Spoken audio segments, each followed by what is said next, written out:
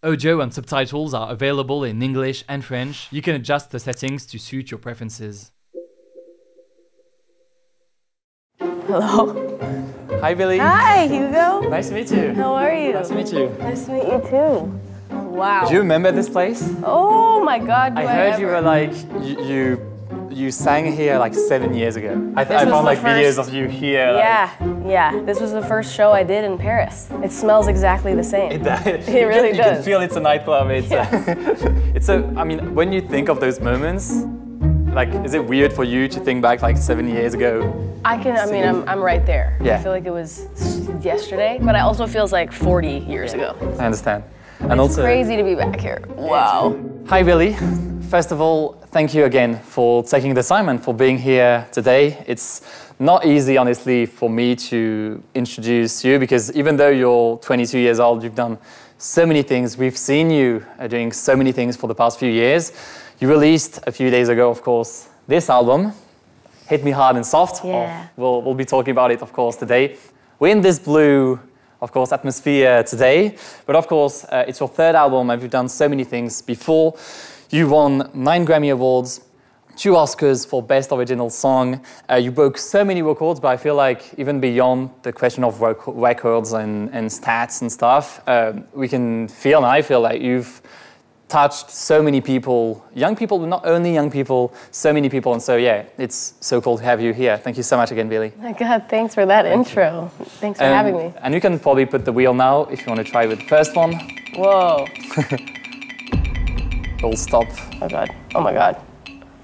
It's away. It's away. We'll again talking about water. I'll show you a small video and then we'll talk about it just after. Okay.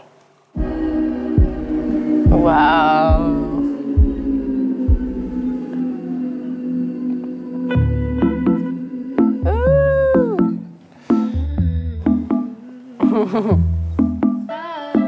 So that video, you published it a few days before announcing the album. We're going to talk about the content of the album itself, but first of all, this video and the cover also of the album is quite, hypnotizing in a way. And the way you did and you shot this this cover is kind of special too. Can you sort of talk us through and explain like how it was a big challenge to do this this cover? For sure. Well, it's all real, and that's the number one thing. I mean, I'm fully clothed. I had a weight on, like strapped to me. It was like 6 hours of being in a big tank of water with no, nose plug, no goggles, no oxygen tank underneath. Your eyes open? My eyes open, oh, wow. Laying back so the water was going up my nose. But it was really, really rewarding. And I couldn't be more happy with how it turned out. I think it's so cool. Because it's true, like, when you see this, it's so, I mean, we've got this one too behind. Yeah. People might say, why don't you just edit it on, like, Photoshop or anything I know. Why did you choose to do, get involved so much in such a cover?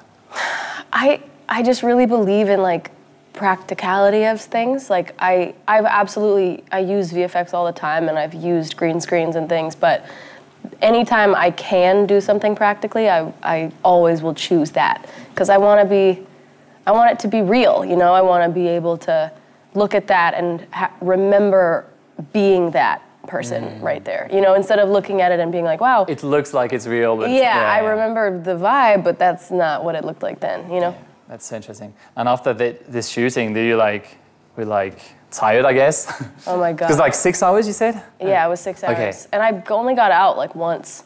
It was, it was really tough. My eyes were the most messed up part. My eyes, I honestly was a little worried. I was kind of worried I was gonna wake up blind, to be real. Because I went home and I couldn't see, I was like, everything was like super washed out, and like every light had like a giant orb around it. Oh, wow. Okay. And I couldn't keep my eyes open. I actually went to sleep to get away from the pain. Okay, so it was a painful, it was very painful experience, yeah. And the result is truly, truly amazing. And that's also, I think, a broader question, when we're talking about creation and here we're talking about a photo shoot for an album, but it's also, it can be music. The fact of being engaged in this work, we can say that suffering is you have to suffer to create, because I'm sure it's not the case, but that's something that's also part of the job. It's sometimes. part of it, yeah. It's not because of it. Yeah. You know, you're not, you know, you don't suffering have to create. Yeah. Yeah, but I think that it's just part of it, and if the end goal requires something that's going to be uncomfortable or unpleasant, you know, I like to do those things. It feels like, I don't know, I'll do anything for the art.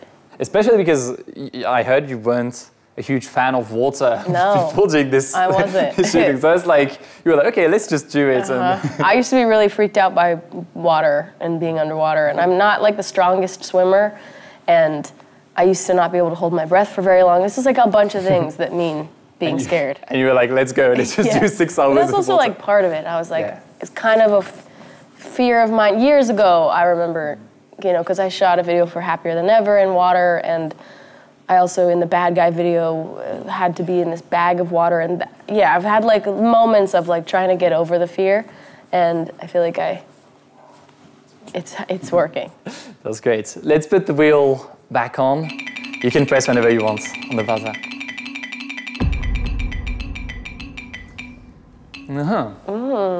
So behind this emoji, there's a quote. Yeah. A quote from your latest album too.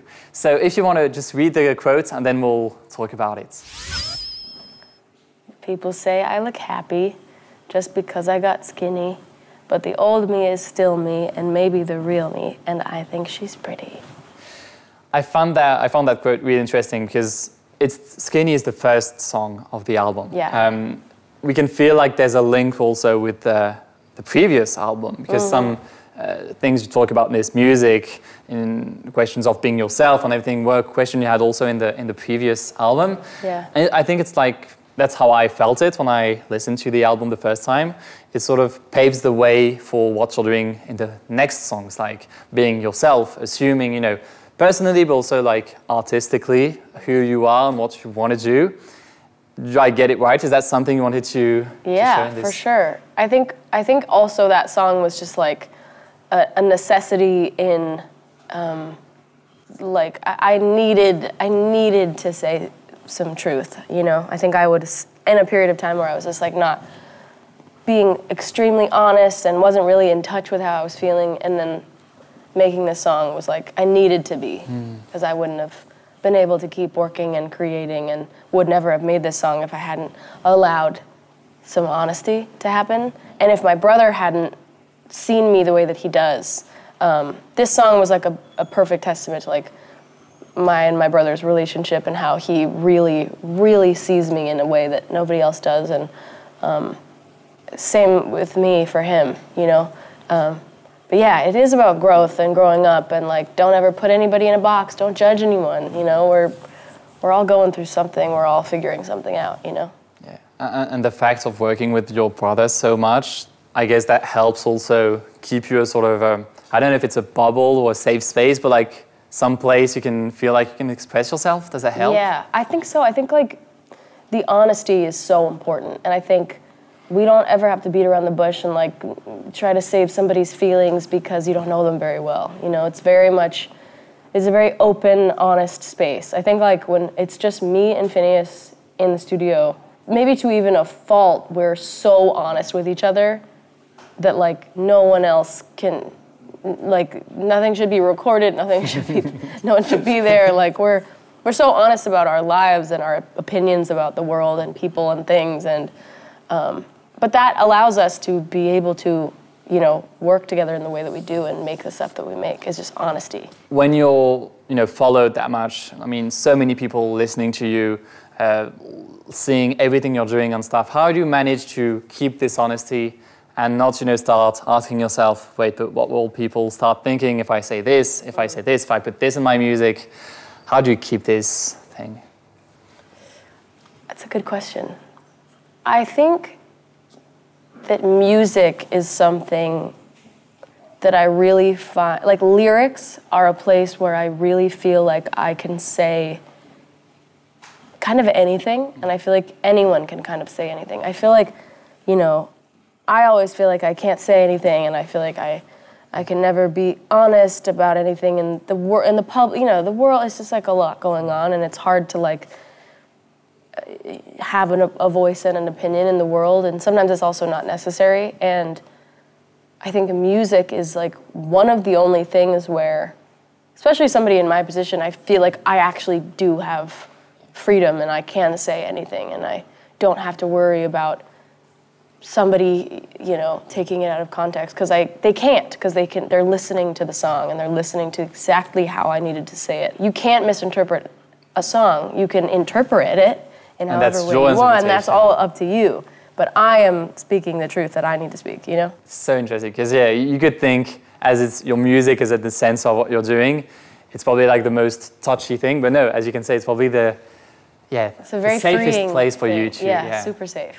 So interesting. And also, you of course started and became famous when you were very young. We were talking about your concert in 2017. That was like a long time ago. Yeah. Do you think, how did you manage to grow in such a situation and manage to stay yourself when you got that much attention and that early, of course, in your life? Definitely tricky. I think that I really have I think that I gotta blame my family for keeping me myself. My brother and my parents and, you know, friends along the way, and honestly my team. I've always had a really good team and people that genuinely believe in me and support me, and I've never really had anyone around that was superficial and wanted something surface level from me and wanted just like numbers and hits and money, and it really was never like that, and I'm really lucky to be able to say that, because that's really not always the case. So that's great. That's so cool. And also, I was thinking when I was preparing this interview about your documentary. And there's in this documentary you meet Katy Perry at Coachella. I think it's Coachella, and she's like you know, giving you a hug and stuff. And then she says, "This is going to be a wild and weird ride for like 10 years or probably more. And so if you need anything, like I'm here." Do you feel like it's been a wild and weird? A wild ride for those past few years. Yeah. Yeah. Yep. It's funny, I feel like many people before me that I had met when I was starting out said similar things. And it's funny, like, it just doesn't, you just can't actually believe it until it's happening. You know, it's really hard to be like, because you don't even know what it's gonna look like. I had no idea what that meant. I didn't know what anyone meant by it's going to be intense or it's going to be a lot. I was like, what is? What is going to be a lot? What does the a lot look like? And it's funny because now, being in the position that I'm in and gone through everything I've gone through, when I meet new artists, all I want to do is be like, it's going to be, I want to say the same thing. I want to be like, it's going to be a lot, and like, take care of yourself. And it's funny because like, those words just don't really, they feel good, but they don't actually help. They don't really do anything, because you're going to experience it exactly how you're going to experience it. And nobody that came before you, you know, is going to know exactly how it's going to go for you, because everything is different. Everybody's life is different. And it's also like really hard to believe. You're like, why would it get crazy, you know? But I really do appreciate the artists that I met that kind of told me and said that they would be there for me if I ever needed. I wish that I had taken them up on that. Let's put the following emoji. Let's do it. You can press whenever you want. And it's an hourglass. Wow. So basically, we've got this because in 60 seconds, it's a small sort of game. I'll ask you a maximum of questions. The idea for you is to answer yes, no, or pass if you want to pass a question or joke or whatever. Okay. Are you ready? Yes, no. Yes, okay. no, or pass if you want. I'm so long-winded. Let's see if I can do it. We'll try. 3, 2, 1, go. Could you start an acting career one day? Yes. Do you put your own songs in your playlists? Yes. Do you speak French? No. Are concerts your favorite part of your job? Yes. One of them, maybe. One of them. Have you ever forgotten your lyrics during a concert? Yes. Was winning an Oscar a goal for you? Yes. Could you live without your phone for 24 hours? I would like to, yes. That's a challenge. Is your brother your best friend? Yes. If you hadn't been a singer, would you have been a dancer? Yes. Do you still draw in your sketchbooks? Yes. Are you afraid of the passing of time? Yeah. When you were young, were you afraid of monsters under your bed? Yes. Do you remember your first concert? Yes. Would you like to be unknown sometimes? Yes. Can you still tap dance? Yes. Great. Do you still play the ukulele? Yes. Great. And maybe last one. Do you see yourself making music your whole life? Yes. That's interesting. Wow, Great. I beat it. You were good. You didn't pass any question. And yeah, you even beat the hourglass. Wow. You were good. Wait, can I see this? Yeah, sure. Wow, little beads in there. Yeah, I think like we started Usually doing... sand, but this one is like little sand, yeah. beads. Wow. We started doing the interview with like a timer here, and we were like, no, let's just bring a No, real... this is great. Anyway, This one's fun. good questions in there. Yeah, and you answered them all, so it's not always the case, honestly. Sometimes Really? people are like... A little scared? Yeah. They're like, I'll be honest. I'll be truthful. let's go back to this wheel. You can press. And it's a gift. It's a gift, but it's a gift, basically it's a question from someone. Ooh. It's a French artist that you may know who has a question. So you'll see the question here, and you can answer just after. Okay. Hi Billie, this is Palm, Claire. I hope you're okay. It's been a long time about social media. For me, like the only good way to use it is to delete it when I don't have to post anything for my music. So I was wondering if you also have to delete your apps from your phone sometimes if you want to stay away from them, because I can't have them on my phone and stay away from them. I don't know if you know what I mean. Like, how do you deal with that? Do you sometimes feel triggered by it?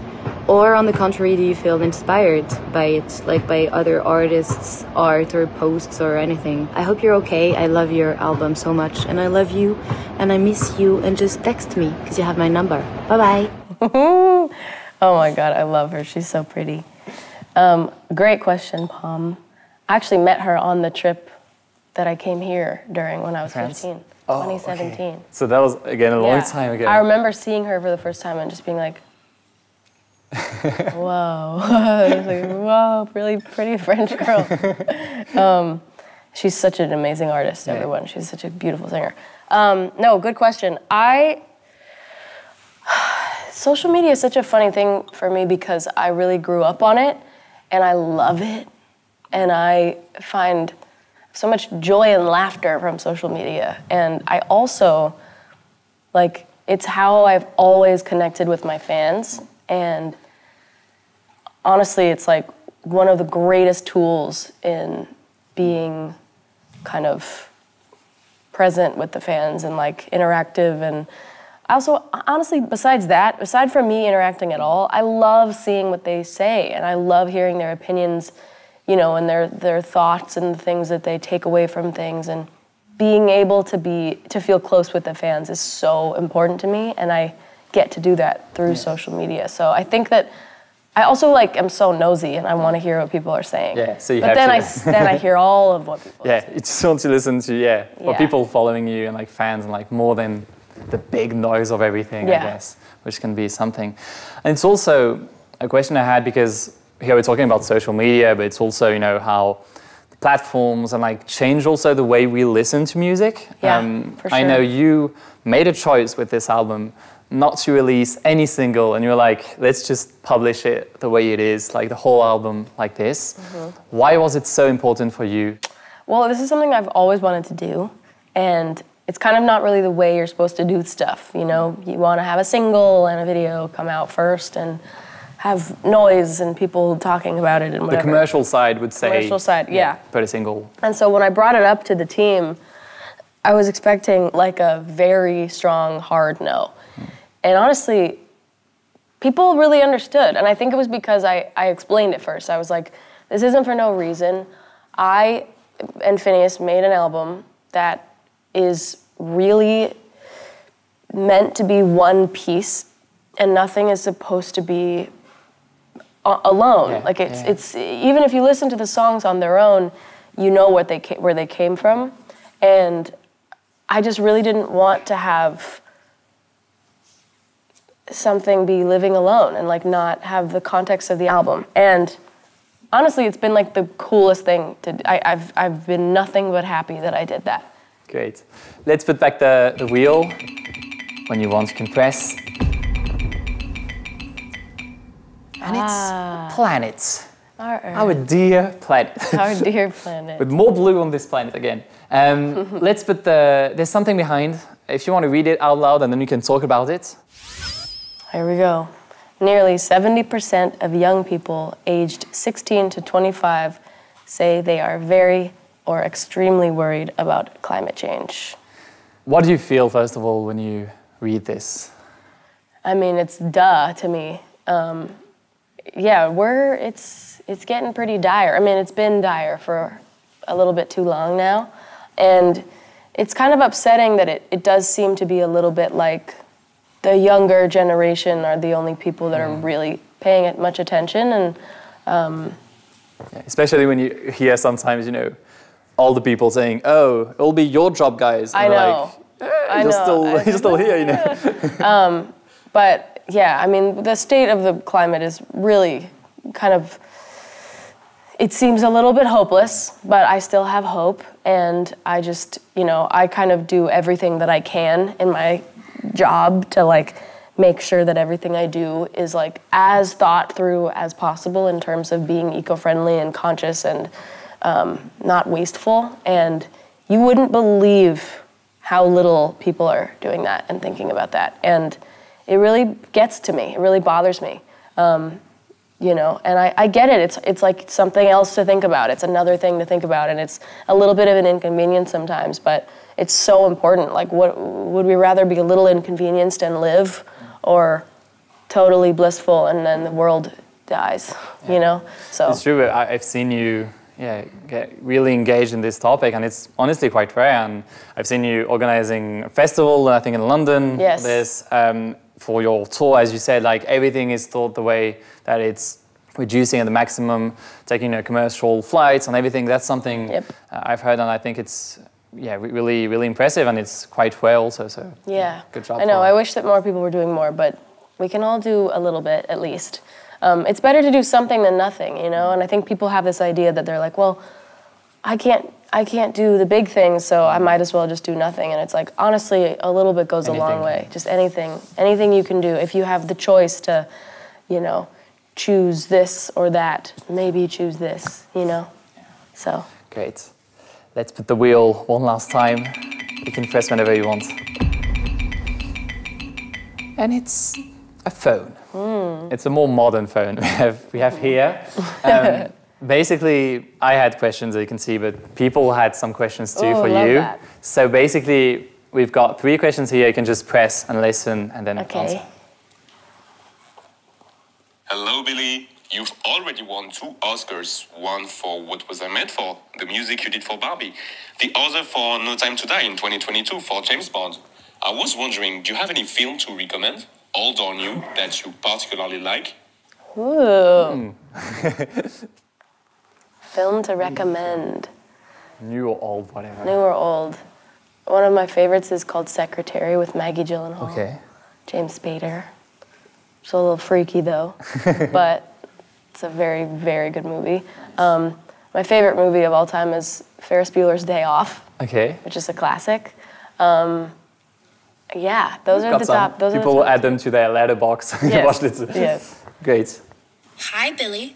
So it's been known that you and your brother have been co-creating your music together for years now, and I was wondering if you have any advice for people that would also like to work with a family member. Ooh.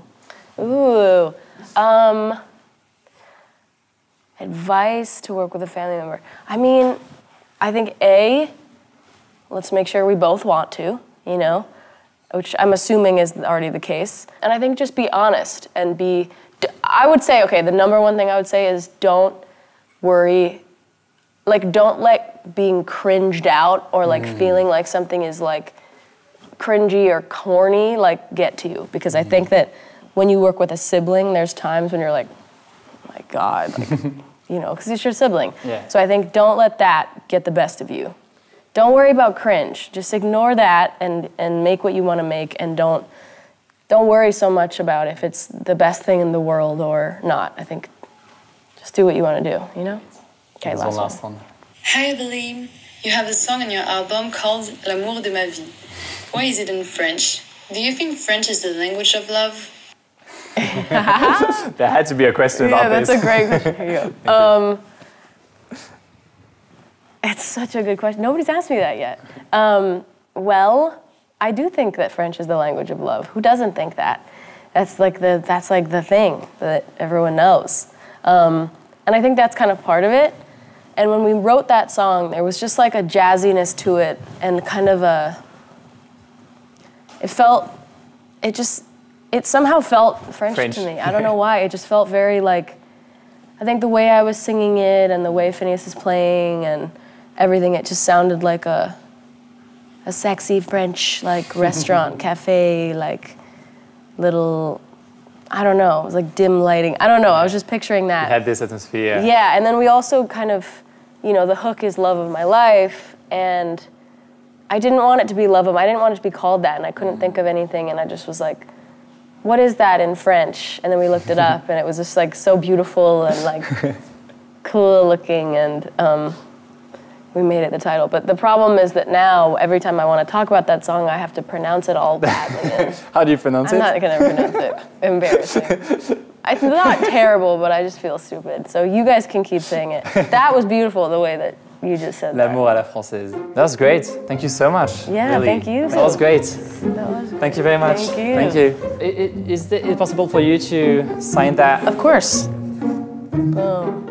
Great. Thank you so much. Yeah. Thanks, guys. That was great. Alrighty. Thank you. We're going this way? Yeah, I think it's this way. Okay. See you later. Bye. See ya. Thank you.